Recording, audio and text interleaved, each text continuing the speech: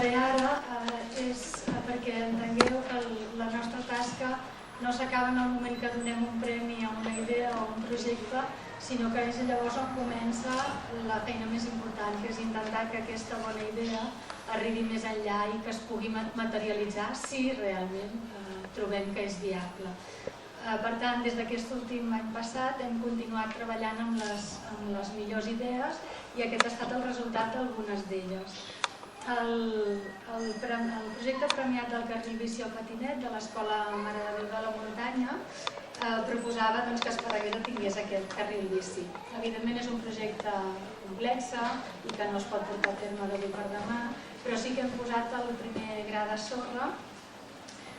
establint unes primeres converses amb el regidor de mobilitat, el Josep Santiberi,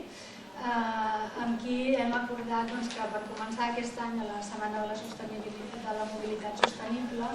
podem organitzar conjuntament amb l'Ajuntament el fet que durant 1 o 2 dies els nens puguin anar de casa a l'escola en bicicleta, posant els mitjans de seguretat necessaris, sobretot per incentivar l'ús de la bici entre els més joves. Això per una banda és un petit pas i per l'altra també sabem per part de l'Ajuntament que s'està a punt de contractar el pla de mobilitat que el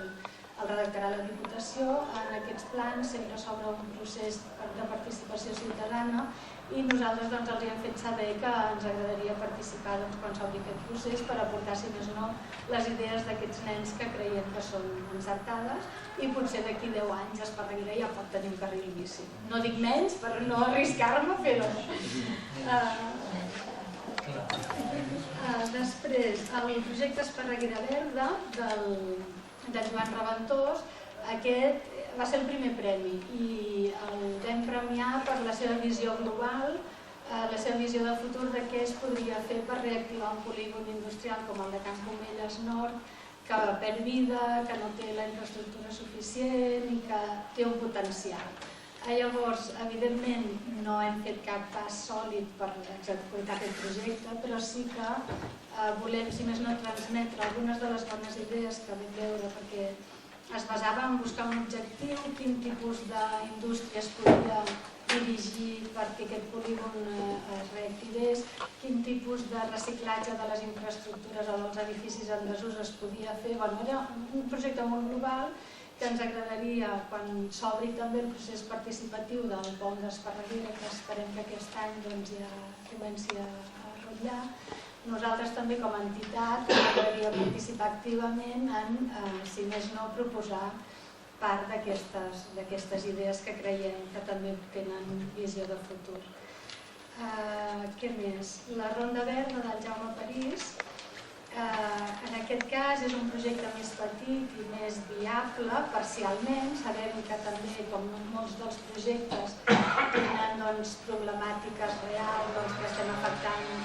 parcel·les o propietats que són privades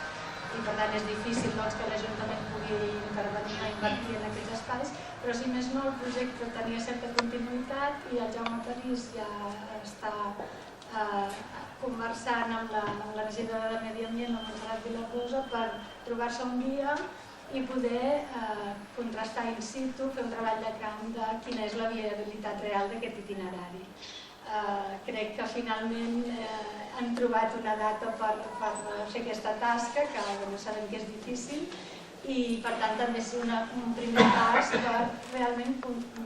veure si això és possible. La idea és bona, l'entorn s'ho mereix, tu ja vas donar molt bones raons en el teu projecte del per què valia la pena fomentar un itinerari natural tan proper a la vila i esperem que el projecte també pugui seguir el seu curs, tots amb aquest llarg recorregut que necessita qualsevol projecte. El següent projecte, l'Omplim Esparregueres d'Esparregueres, va tenir una menció.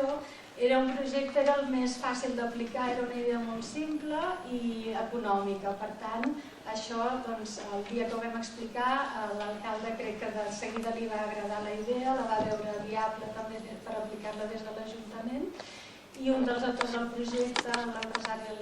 Josep Navarro, ha preparat uns pressupostos, un pla per com es podria aplicar i estan en converses amb l'Ajuntament per veure si a la primavera podem tenir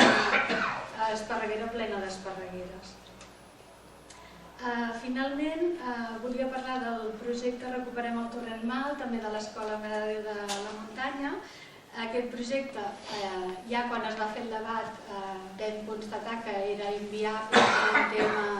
primer, que estem treballant a la llera del riu, problemes amb l'aca, el tema de l'edificabilitat, i també perquè es volia preservar com un entorn natural amb el seu propi... en l'estat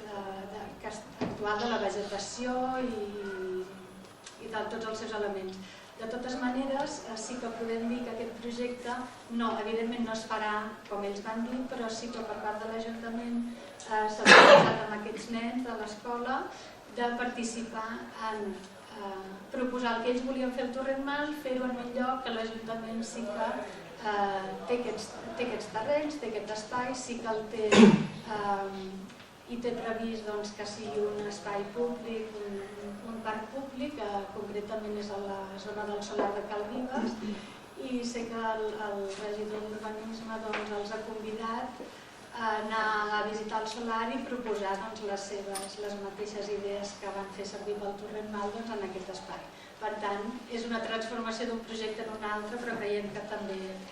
té molta importància. Aquests serien els projectes que han tingut aquest procés i esperem que continuï fins que es materialitzin. Un any més us tornem a fer la mateixa reflexió. Si el que tenim no ens agrada